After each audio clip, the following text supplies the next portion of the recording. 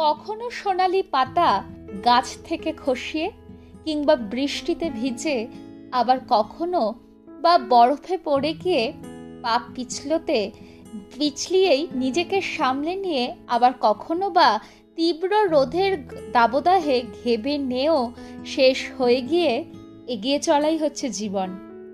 আরও একটা বছর আমাদের ক্যালেন্ডারে, আরও নতুন এক বর্ষের মুখোমুখি হলাম আমরা। চৈত্রের শেষ ও বৈশাখের শুরুতে এক অন্তহীন ধারাবাহিকতাকে জড়িয়ে এই জার্মানির মাটি থেকে আমি ঐশ্বর্যা জানাচ্ছি নতুন বাংলা বছরের একরাশ শুভেচ্ছা ও অভিনন্দন। ছোটদের আমার আদর ও ভালোবাসা এবং বড়দের প্রণাম জানাই। আপনারা কেমন ভাবে বাংলার নতুন বছর কেমন কাটালেন অবশ্যই জানাবেন। অনেকেই আমাকে অনুরোধ করেছিলেন যে সুইজারল্যান্ডের ট্রিপ নিয়ে একটা এপিসোড করতে, তাই এই এপিসোড নিয়ে চলে এলাম আজ। ও হ্যাঁ, বলে রাখি, সিজন ফিনালে খুব শিগগিরই আসছে। সিজন 2 শেষ করব আর কয়েকদিনের মধ্যেই। সে যাই হোক, এই ইস্টারে হুট করে এক প্রকার বেরিয়ে পড়েছিলাম ব্যাগ গুছিয়ে সুইজারল্যান্ডের উদ্দেশ্যে। যাওয়ার কথা ছিল আমাদের 27শে মার্চ, কিন্তু আমরা তার একদিন আগে অর্থাৎ 26শে মার্চ রওনা দিলাম জার্মানি থেকে। একটা রাত সুইজারল্যান্ড ও জার্মানির বর্ডারের একটা শহরে রাত কাটিয়ে পরের দিন সকালে রওনা দিলাম সুইজারল্যান্ডের উদ্দেশ্যে। জার্মানির বাচ বেলিঙ্গেন নামে একটি ছোট্ট শহরে আমরা রাতের জন্য এয়ারবিএনবি বুক করেছিলাম। সেই টাউনটা ছিল খুব সুন্দর। আসন্ন ইস্টারের জন্য পুরো শহরটা ডিম আর খরগোশ দিয়ে সাজিয়েছিল। বাড়িগুলো কাঠের, অথচ এত সুন্দর সাজানো গোছানো চারদিকটা, মন একেবারে ভালো হতে বাধ্য। এক রাত ওখানে কাটিয়ে সকাল 9টা নাগাদ আমরা রওনা দিলাম সুইজারল্যান্ডের লাউটারব্রুনেন শহরের জন্য। বাদশাতলো ওয়েদার। জার্মান ও সুইজারল্যান্ডের বর্ডার যেই মাত্র ক্রস করেছি, সঙ্গে সঙ্গে আকাশ কালো করে মেঘেরা দেখা দিল, আর সেই সঙ্গে মেঘেদের মন ভেঙে গিয়ে একেবারে বৃষ্টি। সেই বৃষ্টির মধ্যেই গাড়ি ছুটছিল লাউটারব্রুনেনের দিকে। লাউটারব্রুনেনে একটা ঝর্ণা দেখতে গেছিলাম, কিন্তু লাউটারব্রুনেন শহরটা একদম স্বপ্নের মতো সুন্দর। এত সুন্দর নিস্তব্ধতা আর স্নিগ্ধতা মোড়া একটা শহর, মানে না দেখলে বা না গেলে কেউ বুঝতেই পারবেন না। আমি অবশ্য লাইভ আপডেট দিয়েছিলাম আমার ফেসবুক পেজ থেকে।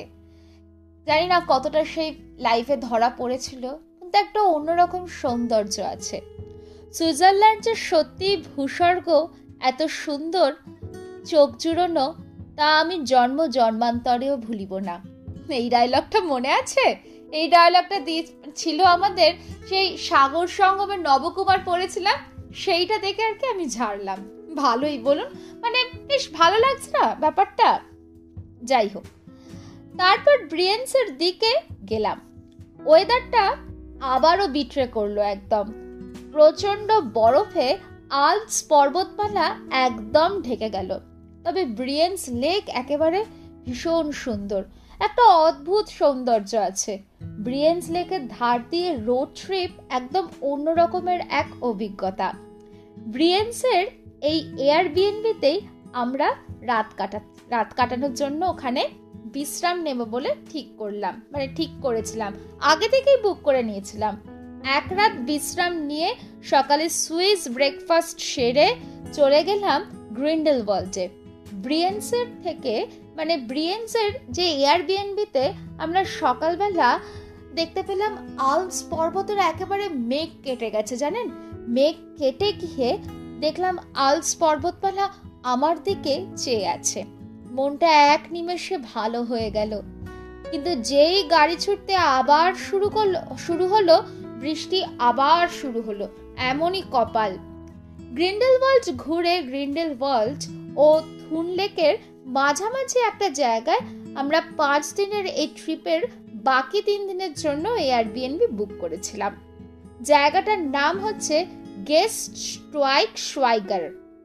আর নামটা ভীষণ খটোমটো আর কি।